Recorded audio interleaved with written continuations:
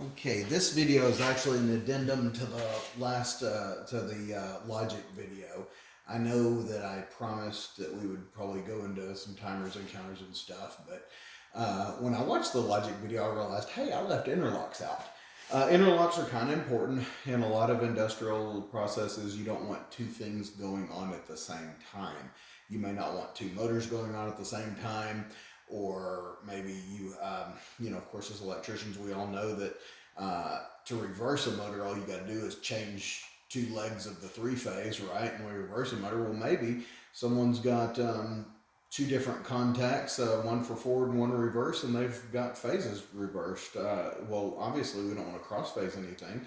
So, there's a lot of, that's just one example, but there's a lot of reasons. And of course, a motor can't go forward and backwards at the same time. That's kind of ridiculous. But, there's a lot of reasons why we would not want to have two processes going on at the same time, kind of like that. So it's very common in motor controls, and when you see these plans, you're going to see interlocks all over the place. So might as well just go through it real quickly, okay? There's two different ways that I know of to interlock. There may be more, but there's two different basic ways to interlock. One is when you set a coil, the coil will have a contact, and you can have the normally closed contact of the coil to where when the coil is set, the other coil, that normally closed contact opens up and the other coil can't set, and then you have to stop them both to do the other one. So you can interlock with the coil, but you can also interlock with the input with normally closed and normally open contacts, much the same way with the coil, but just from the input. And that, if you interlock with the input, you can kind of push one input and it produces an output. If you push the other input, it stops the first output and starts the second output. So it's a way to you can toggle between processes without having to do a stop in between. But if you want to stop in between to give a little bit of time or whatever, that's cool too. So like I say, you can interlock with the contacts from the coil or the inputs either way, and I'm going to show both. So right here we have input 4 and input B, and we have our old set coils SQ1 and SQ2, right?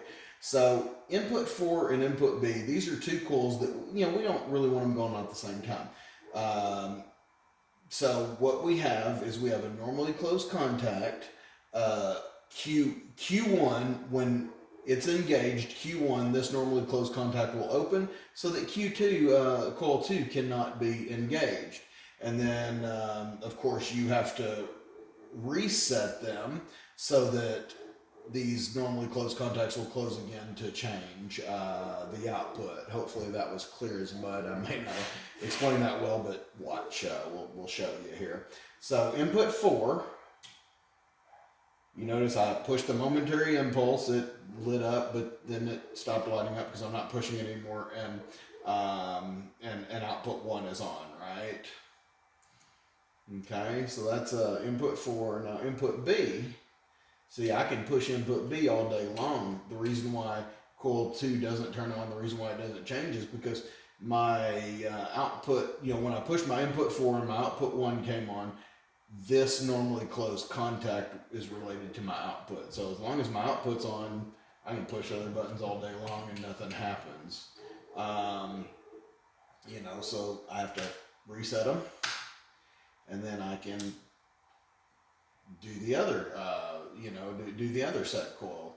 And once again, this was the B set coil that I pushed, and the coil opens up the normally closed contact so that the output 1 cannot turn on no matter how many times I push the button, right? And once again, I have to reset them to change that. So that's one way to set with the interlock from the coil. But I also want to talk about, to interlock with the contact from the coil, basically. That's one way to interlock, okay? The other way to interlock is to interlock with just flat out the input contacts.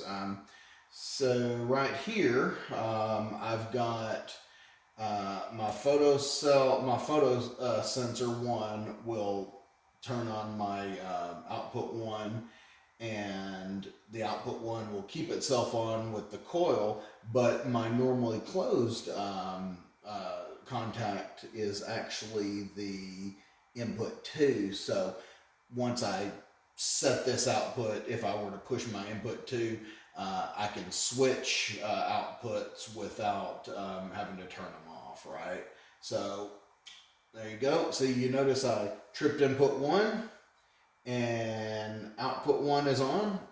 I take my hand out from in front of input 1. Output 1 is still on because it's on a set coil. But if I trip output 2, you notice the input output 2 went on and coil 2. So once again, once my computer catches up,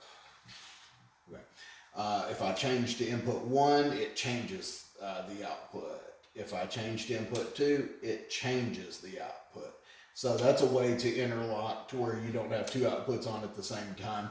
But since it's not the coil that the contact's open, you can do that without resetting. But if you do the interlock from the coil, you kind of have to reset them. So that's just 2 different ways of interlocking. Either way keeps the 2 processes from happening at the same time. So I just want to go over that. And next time, I promise we really will do timers. Thank you. See you next time.